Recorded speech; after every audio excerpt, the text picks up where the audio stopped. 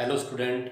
आज हम वर्गमूल ज्ञात करने की द्वंद्व योग विधि करेंगे।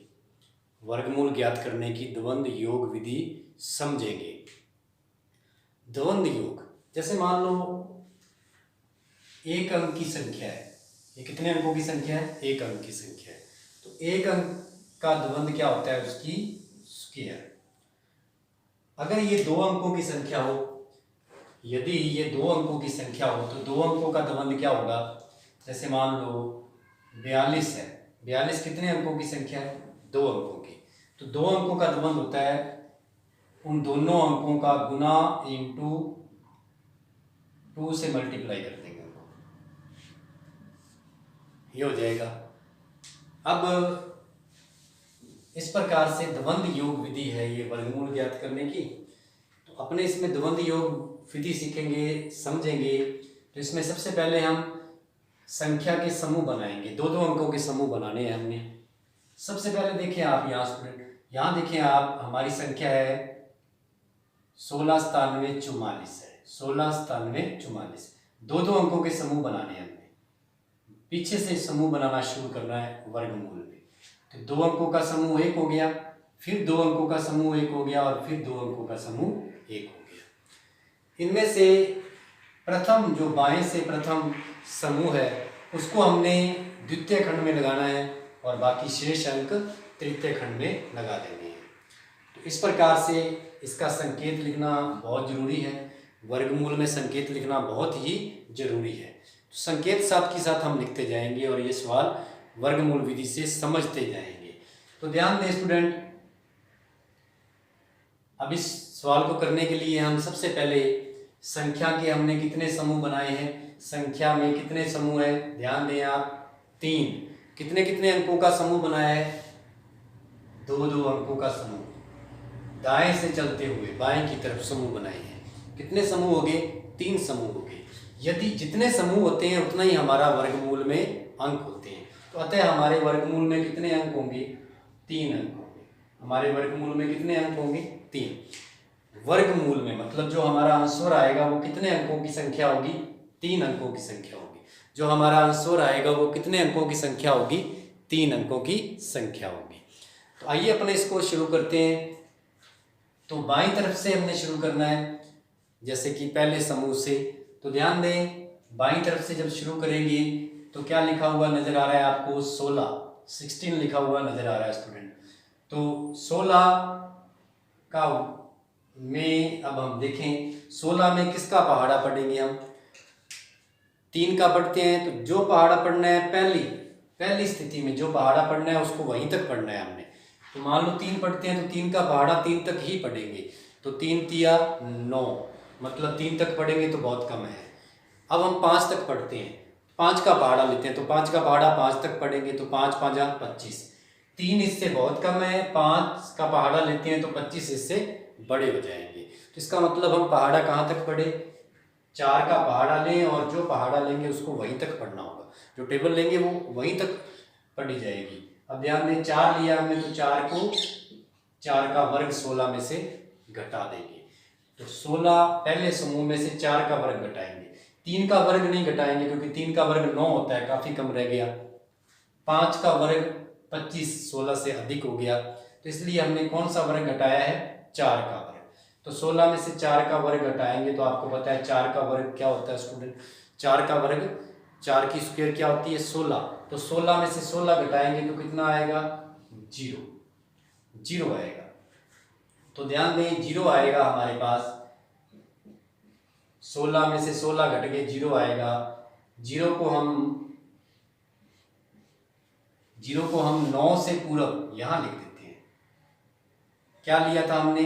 4 लिया था, 4 का वर्ग लिया था, और 9 से पूरब लिख दिया 0 हमने। 0 9 से पूरब लिखा गया, और नया भाज्य जैसे ही 0 यहाँ 9 से पूरब लिखा गया। अब देखो पहला समूह हल हो गया, दूसरे समूह में आ गए हम। यहाँ देखो 9 से पूर्व जैसे ही लिखा गया तो हमने क्या देखना है? अब नया भाज्य क्या बन गया? 0 और 9 को मिला के नया भाज्य क्या हो जाएगा? 0 9 हो जाएगा। तो नया भाज्य क्या हो गया? 0 9 हो गया। नया भाज्य क्या हो गया हमारा? 0 9 हो गया। नया भाज्य 0,9 है और भाजक क्या हो जाएगा। देखो पहली स्थिति में हमने क्या प्राप्त करना है, सबसे पहले तो पहली स्थिति में हमने देखना है कि संख्या के समूह बनाने हैं, दो दो अंकों के। कितने समूह बन रहे हैं उतना ही हमारे अंशवर में अंक, उतने अंशवर जो होगा उतने अंकों का होगा। उसके बाद हमने क्या करना है, पहले समूह में वर्ग घटाना है। तो ऐसा वर्ग घटाना है कि लगभग उसके बराबर आ जाए, लगभग उसके बराबर आ जाए। 9 इससे काफ़ी कम है और 3 का वर्ग 16 से काफ़ी कम है, 5 का वर्ग अधिक होता है, तो इसलिए हमने कौन सा वर्ग घटाया, 4 का वर्ग घटा दिया। और घटाने पर क्या आया, 0। 0 को हमने आगे लिखा 9 से पूर्व, तो नया भाज्य क्या बन गया, 0,9 बन गया। अब पहली स्थिति में 0,9 भाज्य बन गया। अब इसके आगे यहाँ तक तो हमने भाग विधि जैसे करते हैं वर्गमूल की वो स्थिति की है। इसके आगे भाग होगा, इसके आगे भाग होगा। तो भाग होगा, भाग किस संख्या से होता है, भाग किससे होता है, भाजक से होता है। तो भाजक कैसे प्राप्त करते हैं हम, इस सवाल में भाजक कैसे निकालते हैं। तो भाजक निकालने का तरीका होता है, जो आपने पहला वर्ग लिया है, पहला वर्ग क्या लिया था आपने, 4। पहली संख्या क्या ली है आपने, 4 ली है। जो पहली संख्या आपने ली होती है उसको 2 से इंटू कर देंगे। तो इंटू करेंगे, देखो 4 लिया था, 4 को हमने किससे इंटू किया, 2 से, तो क्या आ गया, 8 आ गया। तो इस प्रकार से हमारा भाजक कितना आ जाएगा, 8 आ जाएगा। तो भाजक को हम कहाँ लिखेंगे, 8 यहाँ लिखेंगे हम भाजक, हमने लिखा भाजक। ये 8 कहाँ से आया, 8 आया जो हमने पहली संख्या वर्ग घटाया था, जो पहली संख्या हमने ली थी उसको हमने किससे गुणा कर देना है, किससे मल्टीप्लाई करना है, 2 से। तो 2 से गुणा करेंगे तो 8 बना। अगर यहाँ 4 की जगह 3 होता तो 3 को फिर 2 से गुणा करते तो भाज्य कितना होता, 6 होता। लेकिन यहाँ हमें 4 लेना पड़ा, तो 4 को किससे गुणा किया, 2 से, और हमने भाजक प्राप्त किया कितना, 8। तो 8 भाजक प्राप्त किया। 8 भाजक है हमारा। अब 8 से हम भाग करना शुरू करेंगे, इसके आगे हम भाग विधि ही स्टार्ट हो जाएगी। तो अब देखें 0,9 में हमने किसका भाग करना है, 8 का भाग करना है। 0,9 में किसका भाग करना है, 8 का। तो 8 का भाग करना है तो 8 का पहाड़ा पढ़ेंगे। तो 8 का पहाड़ा कहाँ तक पढ़ेंगे, 8 का पहाड़ा 1 तक पढ़ेंगे, 2 तक पढ़ेंगे तो अधिक हो जाएगा। 8 दूनी 16 होते हैं, 16 9 से बड़े हो जाएंगे। तो 8 का पहाड़ा हमने कहाँ तक पढ़ा, 2 तक। पहाड़ा पढ़ा मतलब भागफल, मतलब क्या हो गया, भागफल। कहाँ तक पढ़ा, 1 तक। 8 एकम 8, 1 तक पढ़ा। 1 तक पढ़ेंगे तो शेष क्या बचेगा, पहाड़ा हमने 1 तक पढ़ा तो शेष क्या बच गया, शेष बच गया 9 में से 8 घट गए तो शेष कितना बच गया, 1 बच गया।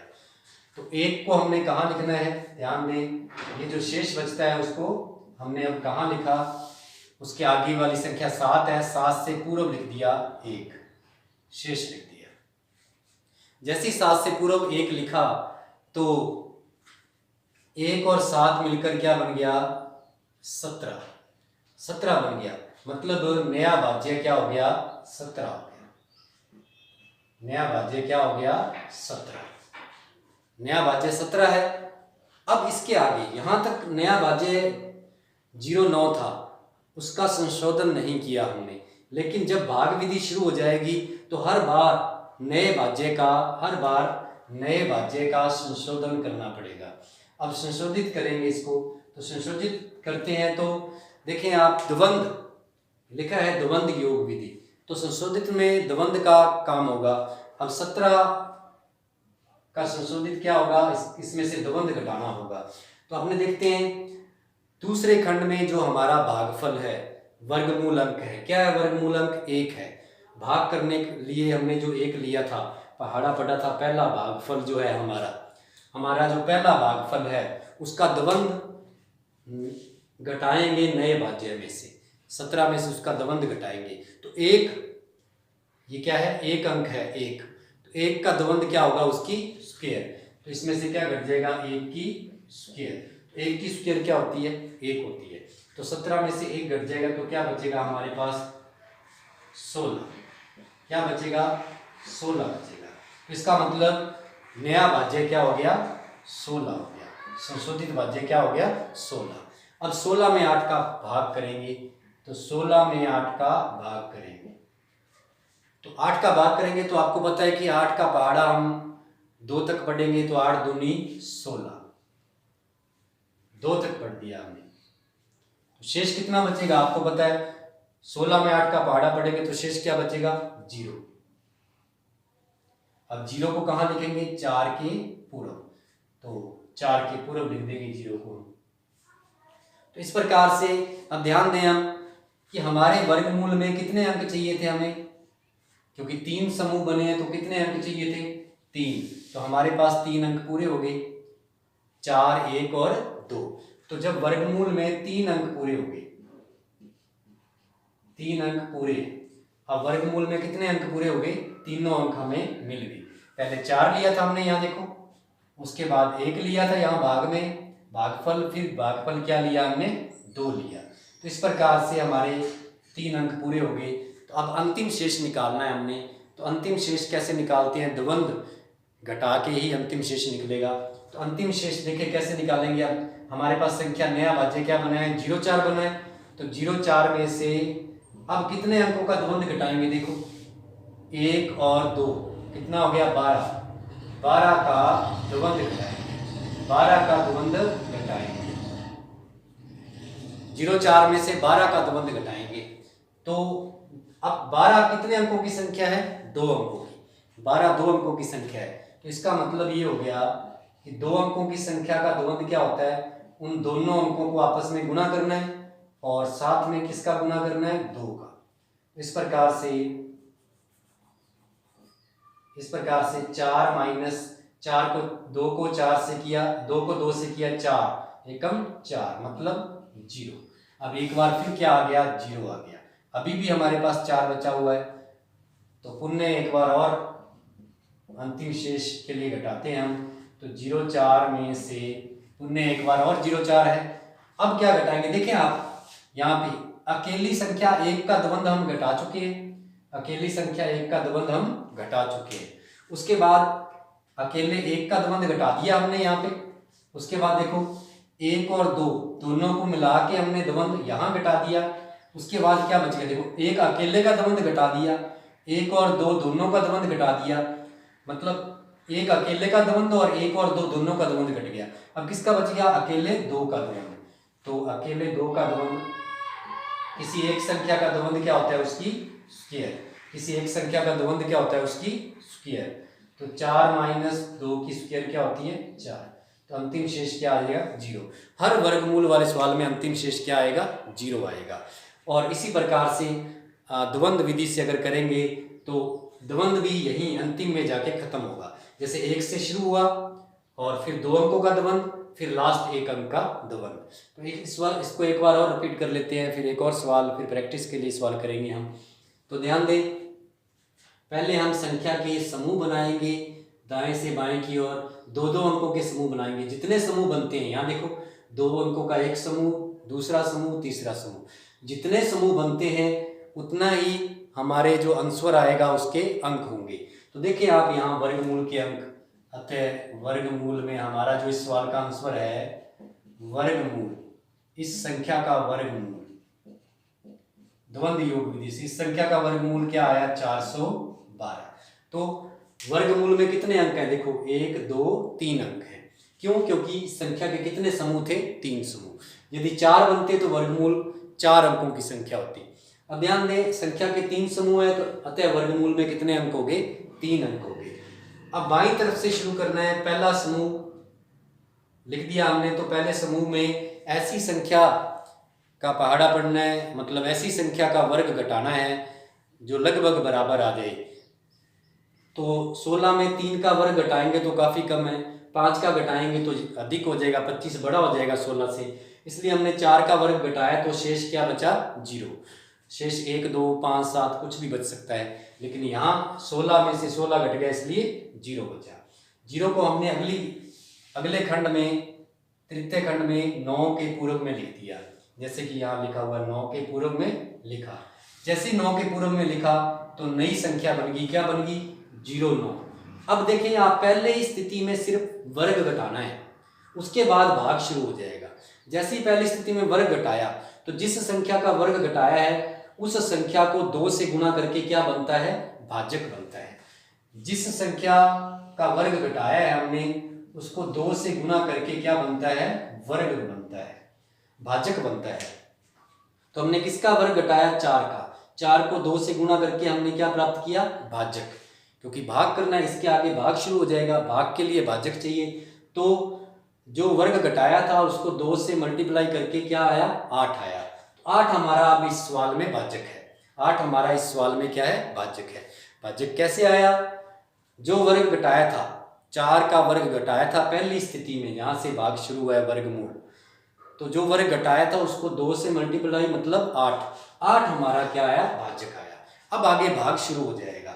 जैसे ही भाग शुरू हो जाएगा तो हमें नया भाज्य का संशोधन करना पड़ेगा। जैसे ही नए भाज्य का संशोधन करना पड़ेगा तो संशोधन में द्वंद विधि, द्वंद तरीका लगाना है, इसलिए ये वर्गमूल की द्वंद योग विधि है।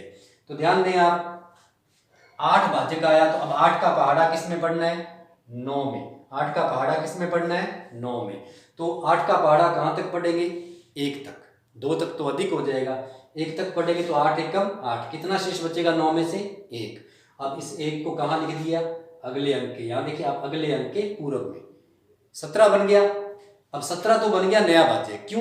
क्योंकि अब भाग कर रहे हैं, 17 नया भाज्य है तो भाग कर रहे हैं तो इसका मतलब इसका संशोधन करना पड़ेगा।